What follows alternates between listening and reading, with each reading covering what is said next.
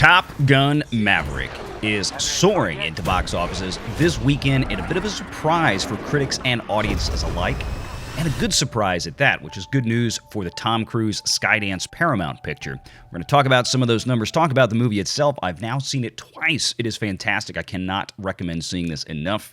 Stay tuned. Let's get into it.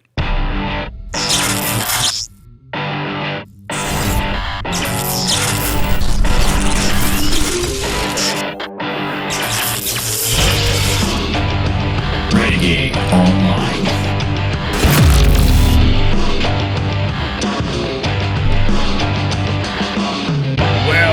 Welcome back. Another great day here at Valiant Renegades. Good to see everybody out there again. And if you are like one of the many folks not yet subscribed to this channel, please take a moment, hit that subscribe button, hit that like button on this video, hit that notification bell, share this sucker out on the social medias, and of course, do leave a comment before you head out the door today. YouTube algorithms love the comments. So good to see everybody. Let's talk about this. I kind of touched on this a couple of days ago when we had a video come out talking about coming into the weekend, the expectations for this film, along with a busy weekend when it comes to new releases. We've got Stranger Things coming out on Netflix to a lot of fanfare. We've got the Obi-Wan Kenobi series on Disney Plus that has launched.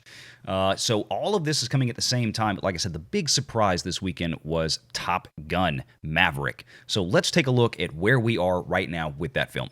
So as of Sunday morning, we've got our buddy over there at Deadline Magazine, Anthony D'Alessandro.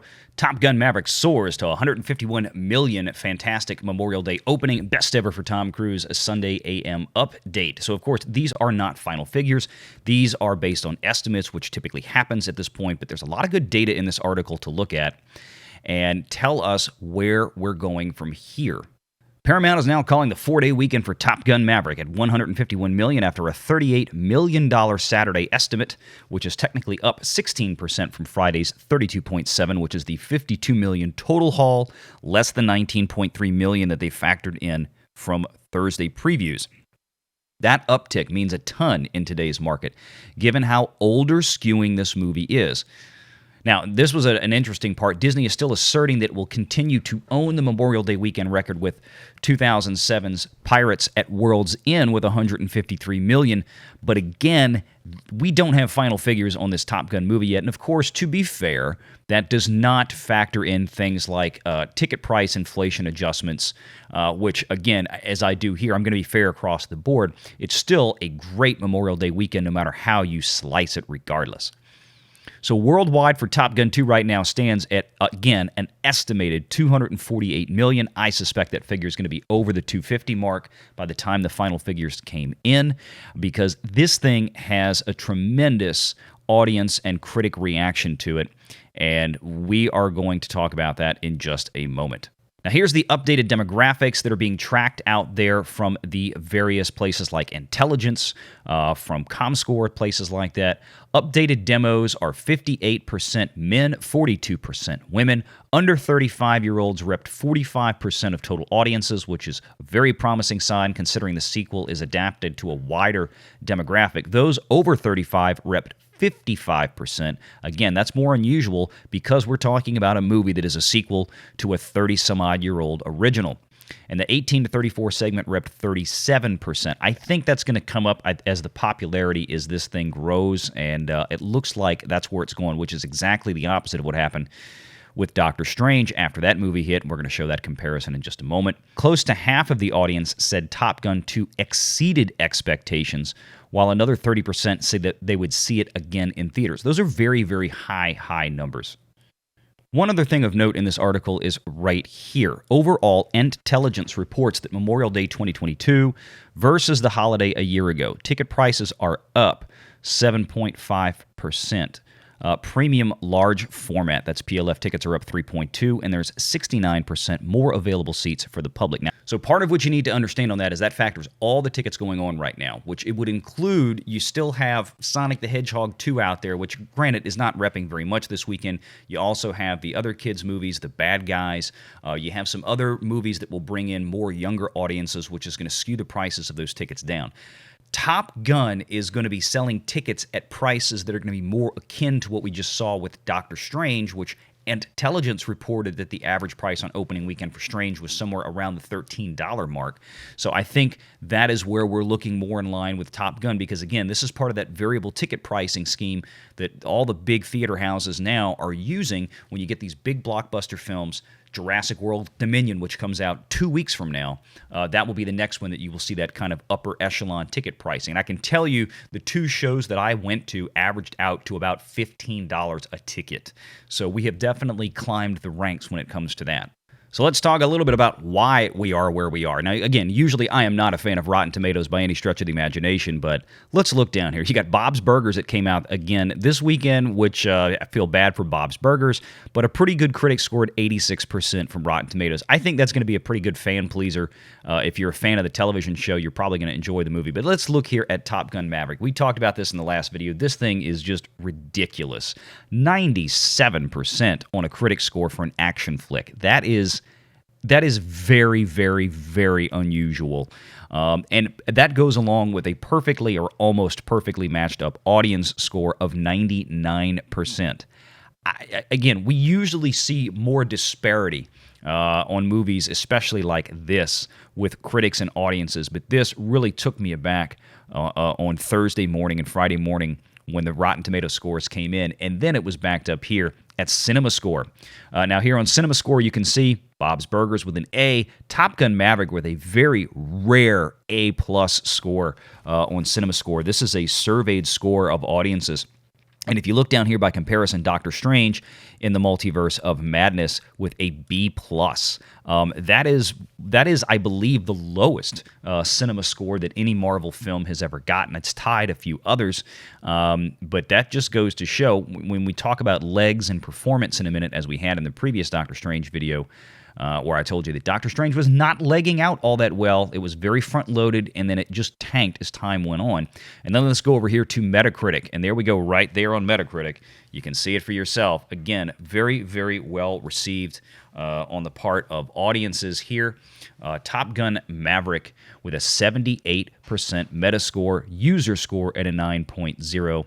That is something to behold. Again, you got all 3 of these things lining up pretty well, and that should tell you something. So let's go over here to where we are now with the actual data points, where we are for this weekend. You can see, and then this is the estimated 3-day weekend with Top Gun Maverick, Doctor Strange in the Multiverse of Madness, and Bob's Burgers coming in at number 3. Let's take a look at the full weekend chart. This does not include actual Memorial Day Monday. This is simply the 3-day weekend estimate. Again, they expect that Top Gun Maverick with the Monday Memorial Day holiday haul will put it over the top of $150 million. And that's what Paramount is coming in with. And usually the studios or the distributors that release these tend to be more conservative with their projections. So I think this thing still has a chance to get over that 153 mark, which is what it would need to do to beat, again, unadjusted for inflation, the previous record holder, which was Pirates of the Caribbean at World's End. So let's look at Top Gun Maverick here, and you can see the international box office figures are not in, but according to Deadline magazine, it's going to the total haul, global haul, they are expecting at around $250 million. So as soon as that international numbers comes in, we will see some degree of confirmation on that. But let's look at the summary real quick. Calling to attention, well, here we are. We've had our opening 3-day weekend, right? So that means that we start out at a leg of 1.0. We've talked about legs before. That is how well a movie performs compared to its opening weekend after the opening weekend. So we're looking here at a production budget of about $170 million. Of course, this movie has been sitting on the shelf for nearly 2 years now, so there are some carrying costs to that. Of course, we have marketing costs on top of that. I'm thinking this movie is probably going to need to get itself somewhere up and around $550 to $600 million to get to that break-even point. Now, again, this is one of these special things out there I want to call to everybody's attention, because when you're involved with Tom Cruise, not everything is as equal.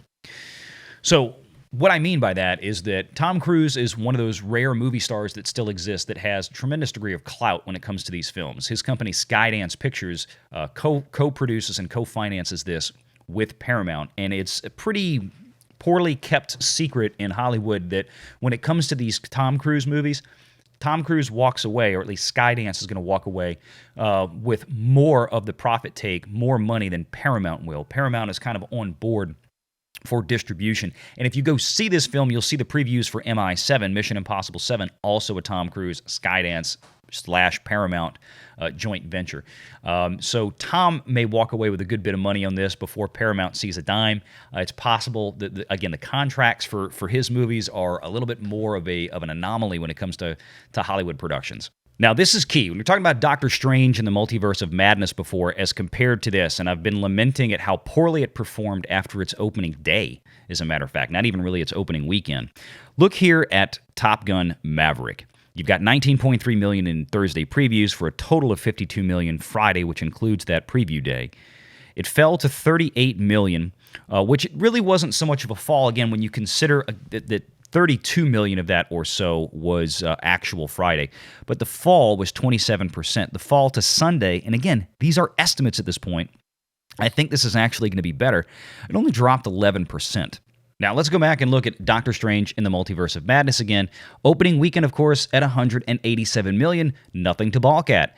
But after 4 weekends in the box office, it is still not broken a 2.0 set of legs yet. That has to be amongst the worst of the Marvel Cinematic Universe ever. That means that the box office was incredibly front-loaded, and the word of mouth was either non-existent or very poor to drive audiences in to see this movie. It just kind of had a big flash in the pan, and then it seems to be dying a very slow death. This movie should be closer to a 2.5 at this point, which is a significant difference. Through the first 3 weekends of Spider-Man No Way Home, it was at a 2.36.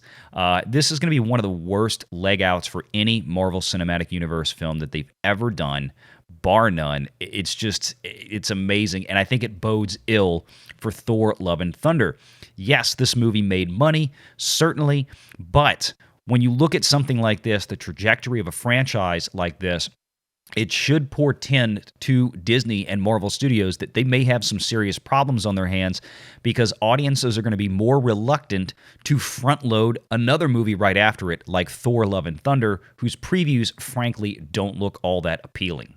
And again, just looking at the side-by-side here with Top Gun Maverick and Doctor Strange in the Multiverse of Madness. And, Top Gun had a couple of extra 100 theaters or screens that had opened in locations. But again, look at the holds here. Look at the first weekend, 52, 38, 34, and then this drop from 57 to 38 for Doctor Strange that was the first warning sign. Now, again, Doctor Strange did not have the luxury of having a 4-day holiday weekend like Top Gun has, meaning that more of the Doctor Strange business should have been loaded into the weekends versus the weekdays. We're going to see more weekday action, I believe, for Top Gun Maverick in this case, since now a lot of schools are out, and of course tomorrow being Memorial Day, we're going to see a good bounce there as well. So we're going to keep an eye on this, but definitely a very good sign moving forward for Top Gun. And again, I can't urge everyone enough to go out and check this movie. So, in any case, good to see everybody out there. Hope you enjoyed the video. Leave a comment before you run out today, and let me know what you think of all this. Let me know if you've seen the movie. Let me know if you're going to see the movie. Let me know if you don't care about seeing the movie. And let me know what you think. So please hit that like and subscribe button, hit that notification bell, and share this sucker out on social medias. And until next time, take care.